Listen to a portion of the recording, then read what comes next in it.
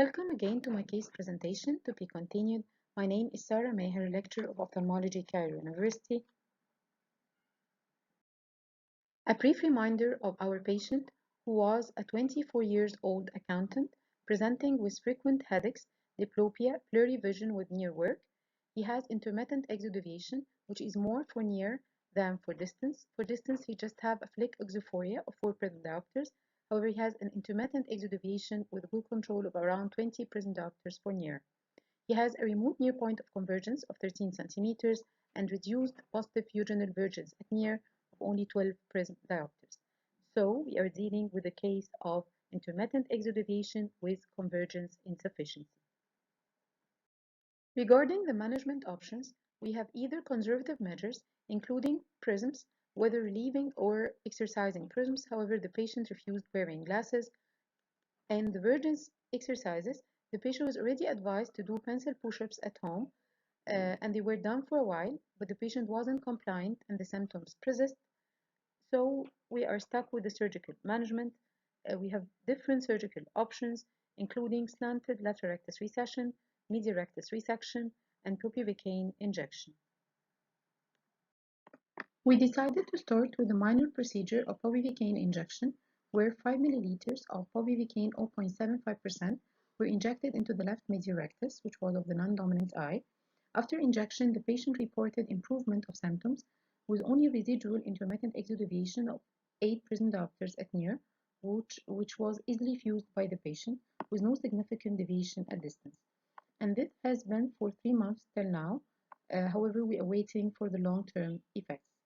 Now we are all eager to hear from our dear professors regarding their experience in managing cases of intermittent exodeviation with convergence insufficiency. Thank you very much, and Ramadan Kareem.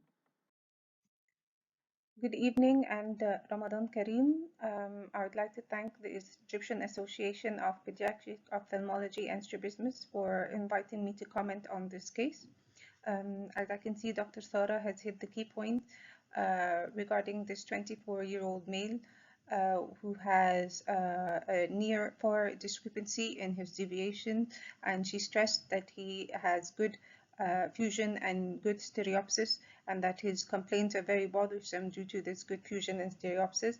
He has recession of his near point of convergence, and his convergence fusion has also declined to 14 prism diopters. These factors all point to the diagnosis of convergence insufficiency exotropia. This is a case where the exodeviation is greater at near than at distance by at least 10 prism diopters, and the symptoms, as in this case, are difficulty in reading with blurred near vision, and the patient may experience diplopia. The non-surgical options or treatments for this patient can include orthoptic treatment, Bayesian prisms incorporated in his glasses, although he refuses to wear glasses, vision therapy, and psychotherapy. However, the surgical management are reserved to patients that show little effect on the non-surgical measures, or patients who have deviations that are too large or poorly controlled. The surgical options are many, and the aim here is to prevent the development of esotropia for distant or unnatural gazes, and therefore we have many surgical variations or procedures that we can explore. I divided them into the old, the new, and the recent, and the old being that they are commonly used, not because they are old historical, no, they are very commonly used, but they go back in years, such as in unilateral or bilateral medial rectus resection, unilateral or bilateral lateral rectus recession, unilateral lateral rectus recession combined with medial rectus resection, medial rectus resection with adjustable sutures. If you were to perform a unilateral lateral rectus recession, medial rectus resection, you can improve your results and improve formula if you base your lateral rectus on the distance deviation and the medial rectus on the near deviation. As for new procedures, they work on the theory of the compartmental function of the extraocular muscle, where you can perform a slanted bilateral medial rectus resection or bilateral lateral rectus recession, also slanted. And this way, the upper pole should be adjusted for distance deviation and the lower pole should be adjusted for near deviation. You can also perform an inferior marginal tenotomy of the lateral rectus, and this will work by weakening the inferior compartment of the lateral rectus and therefore adjusting deviations for near more than for far.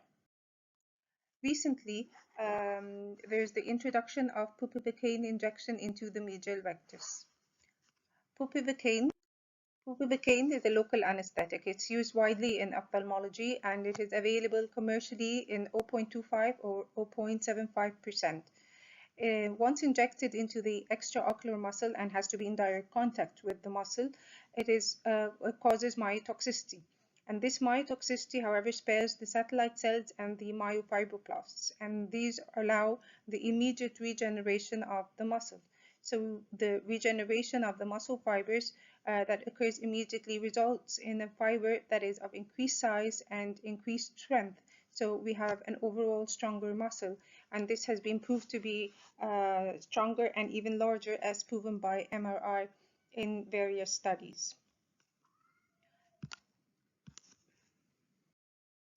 The advantages of bupivacaine that it can be performed in an in-office procedure using a topical anesthetic, and it is less expensive than a surgical procedure. It is repeatable. You can re-inject patients, especially adults, although in children you would need general anesthesia, and you don't have the risk of overcorrection.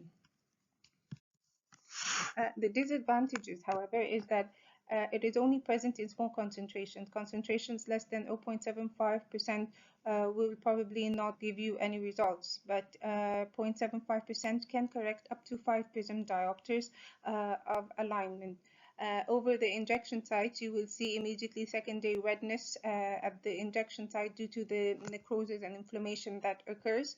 And if you need to re-inject, you will have to wait for approximately 3 to 6 months for the stabilization of the effect of bupivacaine injection into the muscle.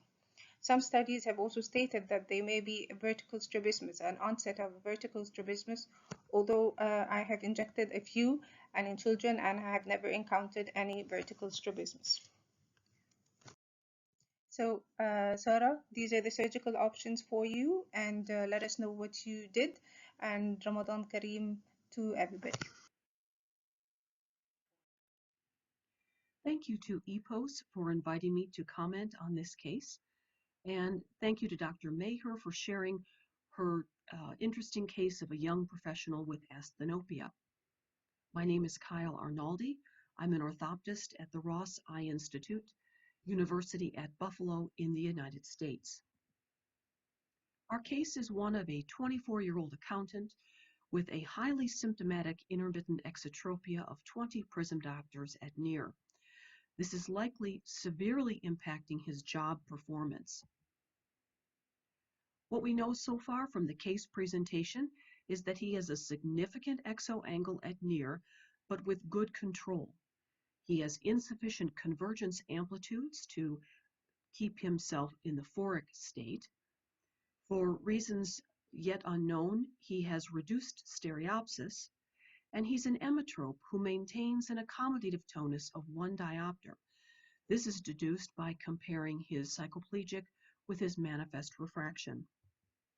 Our goal is to create clear, comfortable binocular vision for prolonged near work, but we need fast results because he is an employed professional, and we need to do it without glasses. There are a few things that we don't know.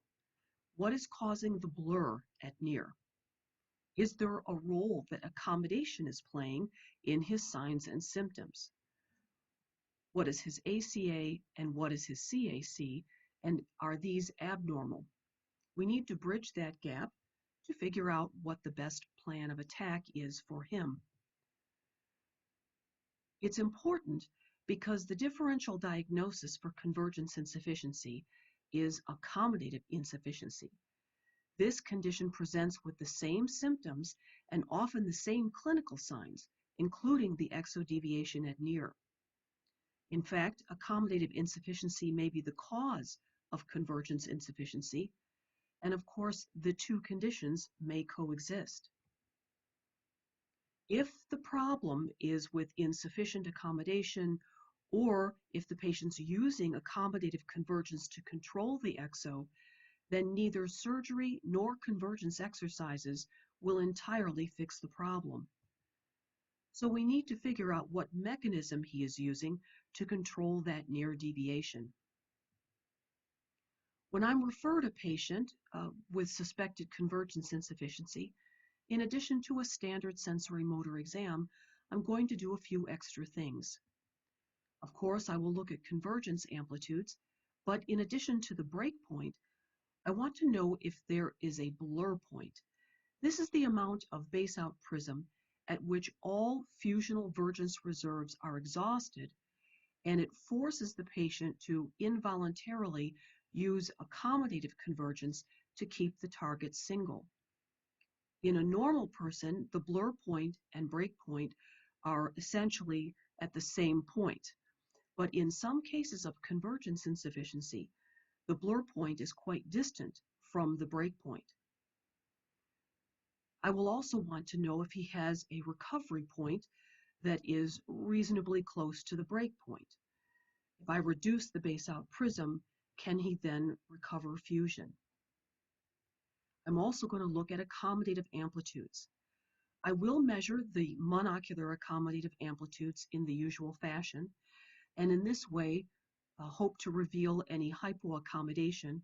This is rare, but I have seen it, and I've seen it presenting as a convergence insufficiency.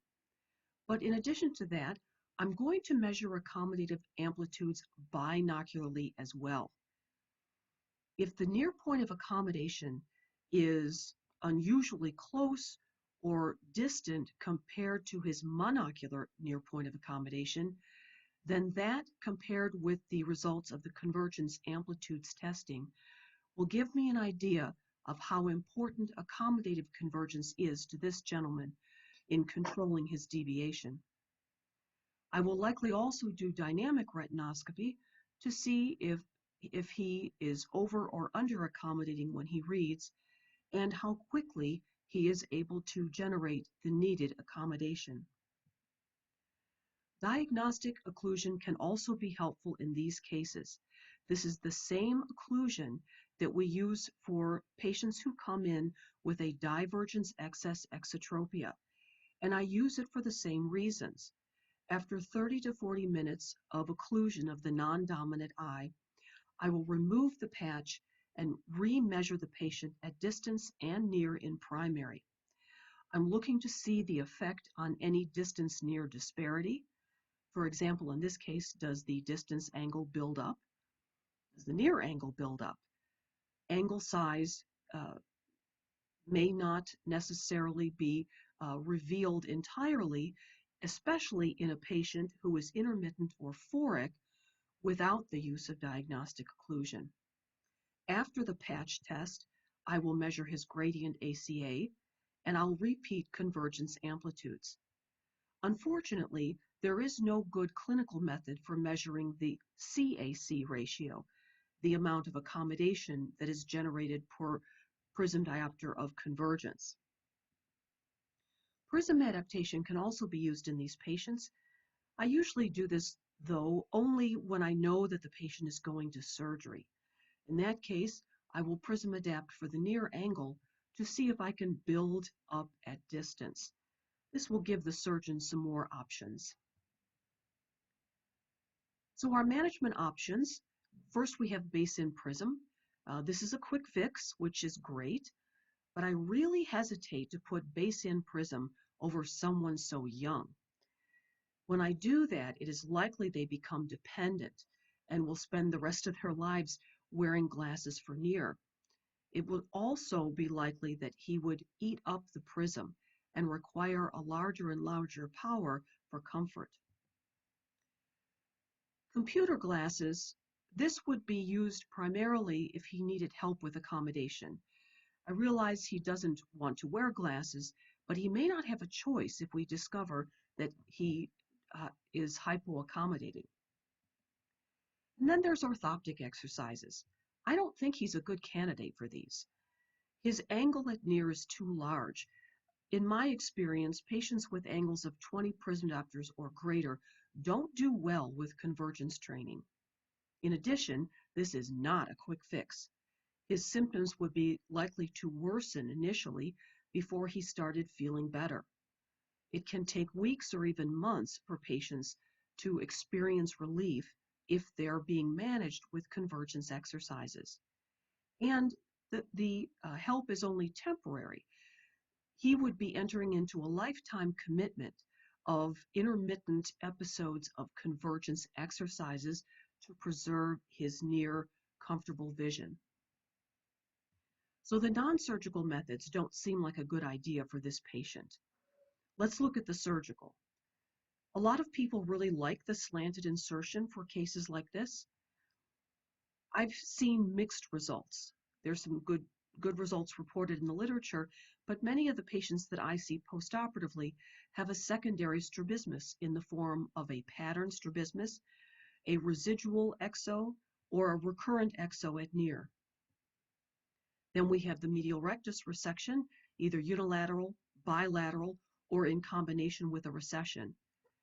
Again, the results are generally good in the literature, and I've seen some good results, but I've also seen a secondary ESO deviation at distance with a residual exo at near. And then we have the injectables. Bupivacaine is the quick fix that we need. It is relatively low risk, and the only question really is the long-term effect. So in my opinion, I think that Dr. Maher and colleagues selected the best option for this patient at this time. Postoperatively, at 3 months, we see a residual intermittent exotropia of 8 prism diopters. His symptoms are improved, but this intermittent deviation with such a small angle is worrisome to me. I wonder what effect the bupivacaine has had on his convergence amplitudes at near. Why is it that he was intermittent with an angle of 20 prior to the injection, and he had amplitudes that were not normal, but they were more than sufficient to handle an 8 prism diopter exo deviation? So what happened there? Also, because he's intermittent, he still should be having some symptoms. I realize they're improved, but he might be able to be better than he currently is. And something that has not been studied in the literature, I wonder what bupivacaine injection to the medial rectus muscles have done for distance divergence amplitudes. Histological studies have shown that muscle hypertrophy following bupivacaine injection lasts up to about 3 months, which incidentally is the post-op time at which we have this measurement here. The hypertrophy then sort of resolves, and the muscle returns to a normal cross-sectional area after about 6 months. So I wonder what the future may hold for this gentleman. There is one published report in the literature. This was published in the Journal of Binocular Vision and Ocular Motility in 2019, a 5-year outcome of bupivacaine injection for convergence insufficiency. Their dose response in that study was 3 prism diopters per 1 cc of bupivacaine. The patient we're discussing today had 5 cc's for a 20 prism diopter near deviation. So the post-op measurement of 8 of an exo is about what we would expect. Josephson and colleagues subdivided their patients into groups based on the near angle and then analyzed those groups. The subgroups who had 15 prism diopters or more at near prior to the injection had a significantly increasing near angle after only 6 months post-injection. Remember, those histologic studies show us that the cross-sectional area of the muscle essentially returns to normal at about 6 months. The peak effect from the injection occurred at 2 to 3 months post-injection, which is the point where we see the measurement for our case here. This is where he had the 8 prism diopters of intermittent exo. So the measurement we have may be the best he's going to be. At the 5-year follow-up, 56% of their cases required prism glasses for fusion. Another 40% needed a second injection or a surgery for comfort. Only a very small percentage did well with just one injection. So additional management is likely to be needed in this case. What might that be? Well, he doesn't want to wear glasses. It might mean a repeated injection, or possibly, and this has not been studied either, could we now do convergence exercises to prevent or delay the need for further injection or surgery? The angle of his strabismus at near is now well within the range that is amenable to convergence therapy. So in conclusion, post-injection, we have an intermittent exotropia of 8 at near. We don't really know how this is affected as convergence amplitudes, but I'm a bit concerned that he can't control even 8 prism diopters. We also don't know the role accommodation is playing in his symptoms. We would love to see him asymptomatic beyond 12 months. And it might mean that between now and then, we have to do something else. That other thing that we do might be a convergence exercise program. But if we do this, I would recommend training fusional vergence, not the near point of convergence. And that means no pencil push-ups. I don't believe this is going to be effective in this case. And not just because pencil push-ups are dull and repetitive. I think that you will have more success if you train fusional vergence directly. Thank you for allowing me to comment on this case.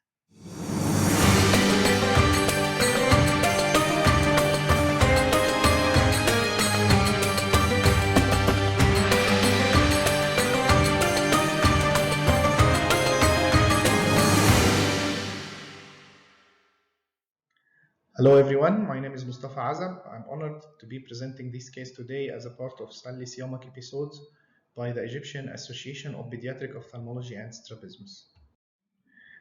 21 years old female complaining of right eye deviation that started after falling from height when she was 4 years old. According to her father, she was hospitalized and underwent a right eye surgery. He doesn't have and can't remember any data about that surgery. Bilaterally, visual acuity was 6.6 with normal lids, conjunctiva, anterior segments, and fondi. There were no scars or any other clues to guess the previous surgery. Orthoptic examination revealed right XT 50 prism diopters and hypotropia 50 prism diopters with limited elevation on both adduction and abduction, and the head-tail test was inconclusive. Right elevation was -4 on both versions and ductions. CT scan of the orbit was normal. I counseled the patient that we may need 2 surgeries.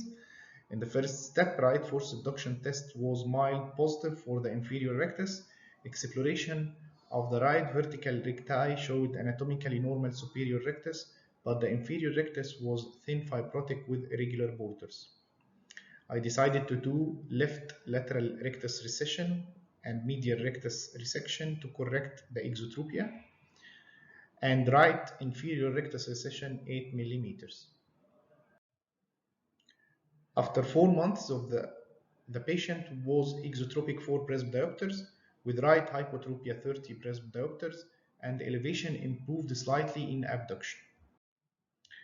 With advice from Dr. Awadin and after reviewing the literature, I decided to do right lateral rectus superior transposition with augmentation suture. 3 months after the second surgery, the patient became ortho in primary position with marked improvement of elevation. Thank you.